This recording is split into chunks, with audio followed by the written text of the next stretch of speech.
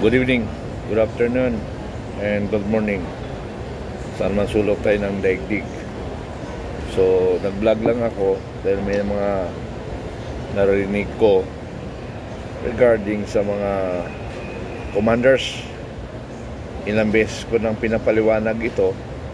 Ang hirap kasi sa mga commanders and members, hindi nagbabasa o hindi nakikinig sa YouTube. Kaya ang gugulo natin. So, this is my instruction to all commanders from national down to barangay. Okay. So, ang structure natin, national level, we have staff officer, and we have deputy, tube staff and personnel, G1, G2 intelligence, G3 operation, G4 logistic, yung 5 planning pero wala pa tayong designated, then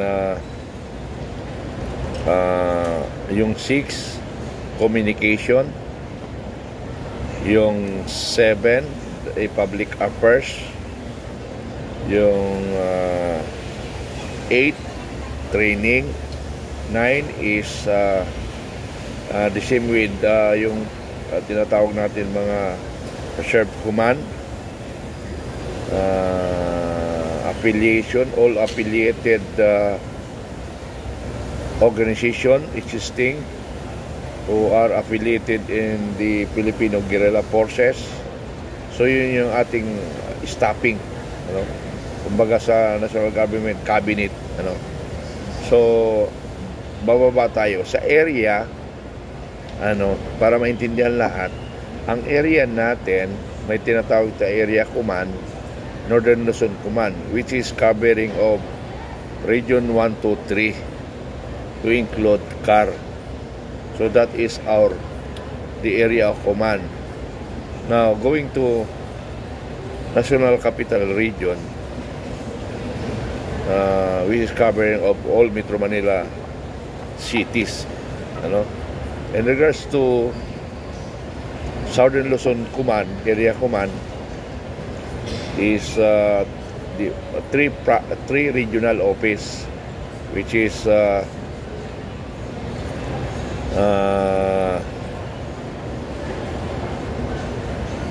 Region 4A, Region 4B, and 5. Now, we have no area command in Visayas, but we have a so-called supervision of 3 regions, which is under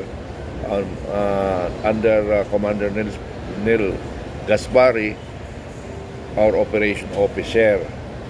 Now, mayroon region 6, 7, 8. In Mindanao, we have 3 area command. One is Northern Mindanao, which covers region 10 and 13. Now, Southern Mindanao covers of region 11 and 12 to include under the supervision yung Maguindanao under region 12 minus to BARM. And Lanao Sur is still on my study. Now,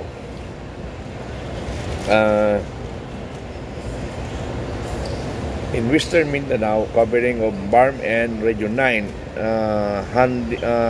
under the supervision of operation, but the commander of that Western Command is coming from Sultanate of Sulu.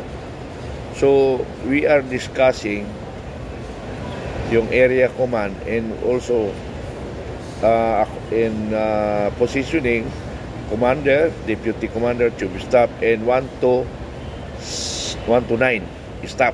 Yan area command 1 to 9 staff. Then sa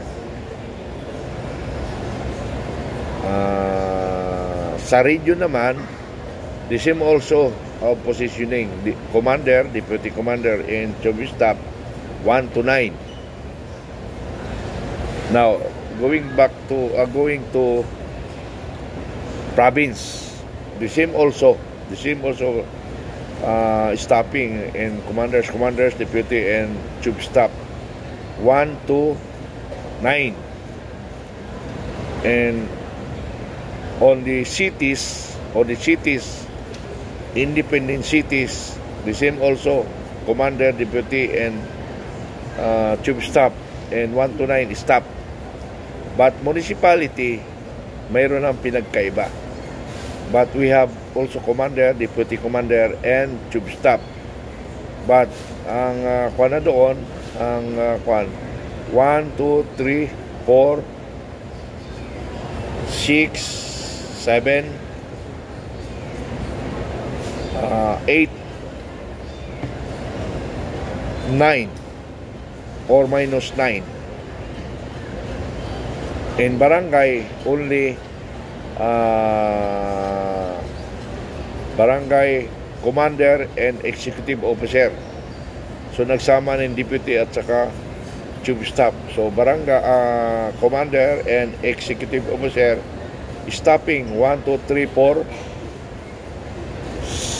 7. 1, 2, 3, 4, 7. So yun yung organization 1, 2, 3, 4, 7 sa barangay level. Now, balik tayo uli sa mga for the information of all departing passengers on okay. Philippine Airlines like DR1841 palis na. On Philippine Airlines like DR1841 papunta kami saan? Alam nyo na, bahala na kayo maghula kung saan kami papunta. Ano? So, kindly proceed now within the holding area, gate number 8 and wait for your boarding call. May mga problema tayo sa functioning. In every commanders, for example, national level commanders, hindi ko pa kailaman ang diskarte ng commanders ng area command. Diskarte niya yan. But mayroon mga directive na requirements as long they are following the structure and implied functioning o implied task. Hanggang yan sa barangay. Ano? Huwag niyong pakialaman ang diskarte ng commander. Hayaan niyo sila.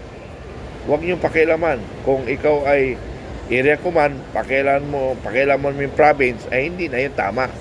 Ang dapat pakialaman mo lang, kung area command ka, yung under mong region, yun lang kausap mo. Never kang pupunta ng province. Now, kung in the case, pumunta ka ng province, kailangan mag-clearance ka in respect to the regional commander. Ano? Huwag mong pakialaman ang mga commanders na nagda-direct ka. Huwag mong i-monopolize ang supervision. Ulitin ko, pag area command ka, hanggang ka lang doon sa region level. Huwag kang bumaba sa province level. Now, kung gusto mo bumaba sa province level, in respect to regional commander, mag-clearance ka sa regional commander na meron kang pinagawa sa regional. The same with positioning. Wala kang pakialam doon sa positioning ng regional commander kung sinong i-designate niya.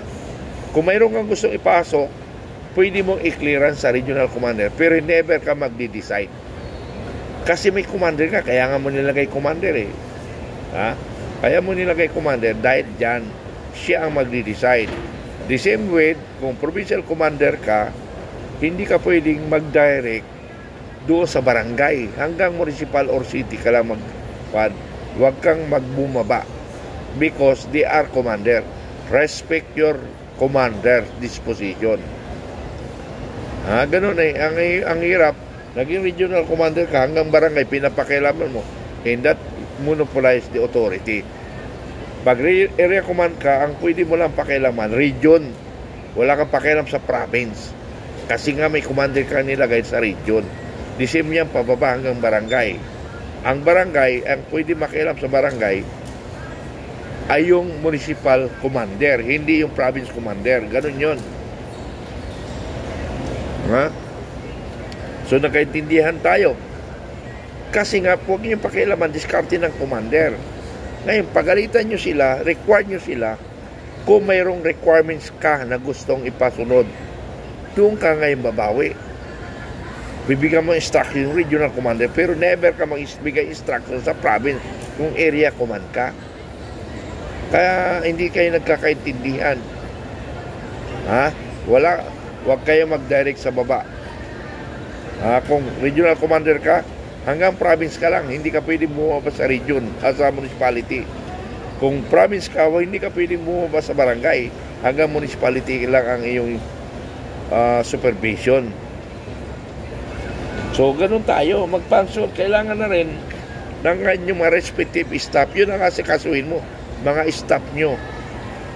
Staff ninyo ang asikasuhin ninyo. To include your commanders. Yun ang asikasuhin mo kung may mga commanders na hindi pa na-fill up. The province, maraming pang hindi pa na-fill up siguro sa province. Pati sa municipality, hindi pa fill up. So, yun ang tutukan mo. Kung area command ka, at maraming barangay at saka province hindi pa napipila, bugbugin mo yung regional commander. Bakit natutulog ka dyan? Bakit natutulog ka? Bakit wala kang mga kulang yung municipal commander mo? Anong ginagawa mo? Doon mo iuutos sa region. Huwag mong pakialaman yung province commander. Okay, yun lang muna. Maraming salamat. At malapit na tayo sa katotohanan. Okay, bye-bye.